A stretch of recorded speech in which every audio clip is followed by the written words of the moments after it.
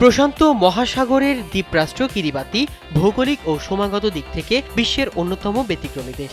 অসংখ্য প্রবাল প্রাচীর নিয়ে গঠিত এই দেশটি পূর্ব থেকে পশ্চিমে প্রায় ৪,০০০ কিলোমিটার বিস্তৃত এবং হাওয়াইয়ের দক্ষিণ ও অস্ট্রেলিয়ার উত্তর পূর্বে অবস্থিত। ১৯৭৯ সালে যুক্তরাজ্য থেকে স্বাধীনতা পাওয়া কিরিবাতির জনসংখ্যা মাত্র ১,১৬,০০০। স্থানীয়ভাবে দেশটিকে কিরিবাস বলা হয়। নিম্নাঞ্চলীয় প্রবাল দ্বীপগুলোর অনেকটাই সমুদ্রপৃষ্ঠের উচ্চতা বৃদ্ধির কারণে বিলীন হওয়া ঝুঁকিতে রয়েছে, যা জলবায়ু পরিবর্তনের ভয়াবহ প্রভাবকে তুলে ধরে। স্যান্ডেলিনা সো, রূপচর্চায় আভিজাত্য।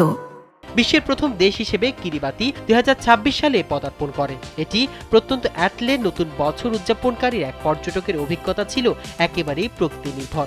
কোনো আলো বা মানুষের উপস্থিতি নেই, কেবল অন্ধকার আর কাকড়ার আনাগোনা। এর পরপরই নিউজিল্যান্ড, সামোয়া, টোঙ্গা ও টেকোলাও নতুন বছরে প্রবেশ করে। অকল্যান্ডে মধ্যরাতে বর্ণাঢ্য আতশবাজিতে আকাশ রঙিন হয়ে ওঠে। নিউজিল্যান্ডের চ্যাথাম দ্বীপপুঞ্জ ও ওয়ানাকা শহরেও সঙ্গীত ও উৎসবের মাধ্যমে নববর্ষ পালিত হয়। অন্যদিকে সামোয়ায় পরিবারগুলো ঐতিহ্যবাহী পানীয় আভা পরিবেশন ও হাততালির মাধ্যমে নতুন বছরকে স্বাগত জানায়। বিশ্বজুড়ে পর্যায়ক্রমে চলতে থাকা এই উদযাপনের পরবর্তী বড় আয়োজন হবে অস্ট্রেলিয়ার সিডনিতে, যেখানে অপেরা হাউসের পাশে হবে বিশাল আতশবাজির প্রদর্শনী।